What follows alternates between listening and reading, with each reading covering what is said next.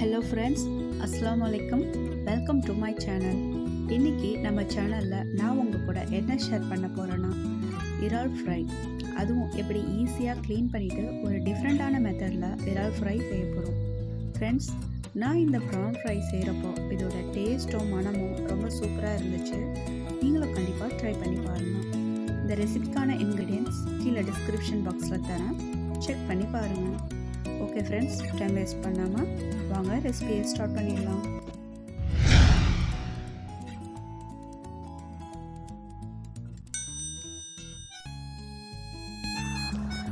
நான் இங்கே 500 கிராம்ஸ்க்கு ப்ரான் எடுத்திருக்கேன். அதை எப்படி ஈஸியாக க்ளீன் பண்ணலாம்னு பார்ப்போம். ஃபஸ்ட்டு தண்ணியில் நல்லா அலசி எடுத்துக்கோங்க. நான் எடுத்திருக்க ப்ரான் சைஸ் பார்த்திங்கன்னா மீடியம் சைஸ் தான். இந்த ப்ரானில் ஹெட் பார்ட்ஸ் தலைப்பகுதி ஏற்கனவே கட் பண்ணி வச்சுருந்தாங்க. ஸோ இந்த ப்ரானில் டெயில் பார்ட்ஸை சிசரில் கட் பண்ணிக்கோங்க. கட் பண்ணிவிட்டு ப்ரான் மேல் பகுதியில் சிசரில் நீட்டாக இந்த மாதிரி கட் பண்ணி விட்டுருங்க.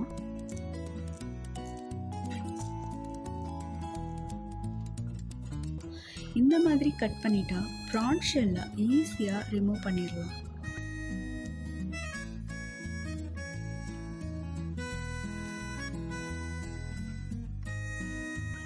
அப்புறம் இறாலில் இருக்கிற அந்த வெயின்ஸ் நரம்புகளை இந்த மாதிரி வெளியே எடுத்துருங்க.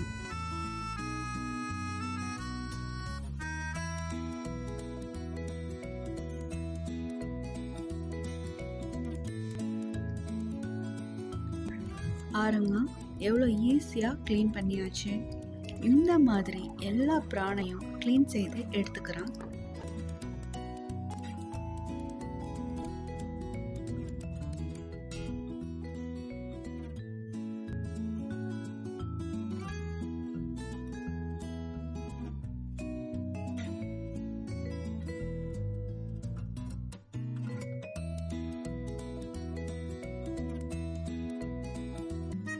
பாருங்க, எவ்வளோ அழகாக ஈஸியாக அதுவும் குயிக்காக க்ளீன் பண்ணி எடுத்துட்டேன்.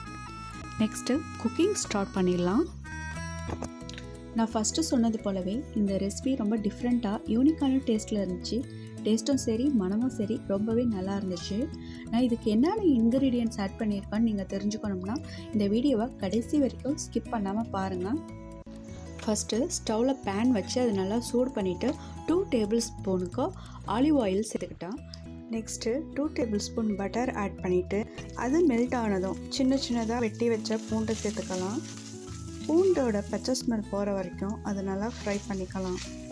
நீங்கள் பார்த்தீங்கன்னா பட்டரில் பூண்டு ஃப்ரை ஆகிறப்ப, அதாவது இந்த ஸ்டேஜில் இதோட ஸ்மெல் ரொம்ப அட்டகாசமாக இருக்குங்க. நீங்களும் இந்த மாதிரி செஞ்சு பார்த்தீங்கன்னா கண்டிப்பாக இந்த சூப்பரான வாசனையை ஃபீல் பண்ணுவீங்க.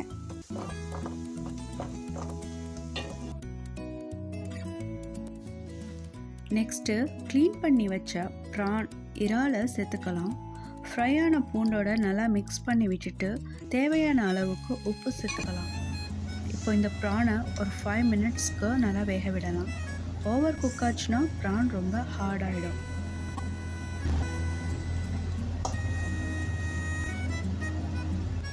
இப்போ 5 மினிட்ஸ்க்கு அப்புறம் பாருங்கள், ப்ரான் ரொம்பவே அழகாக சுருண்டு வந்திருக்கும். இப்போது இந்த ஸ்டேஜில் கொத்தமல்லி இலை மற்றும் சில்லி ஃப்ளேக்ஸ் காரத்துக்காக ஆட் பண்ணிக்கிறேன்.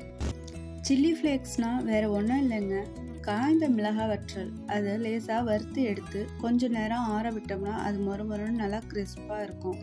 அதை மிக்சியில் நல்லா பல்ஸ் கொடுத்து எடுத்துக்கிட்டிங்கன்னா அது சில்லி ஃப்ளேக்ஸ் ரெடி ஆகிடும். அது ஒரு பாட்டிலில் ஸ்டோர் பண்ணி வச்சுக்கோங்க. சில்லி ஃப்ளேக்ஸ் நம்ம ஈஸியாக வீட்லேயே ரெடி பண்ணிக்கலாம். ஓகே, இப்போ நல்லா மிக்ஸ் பண்ணி விட்டுக்கோங்க.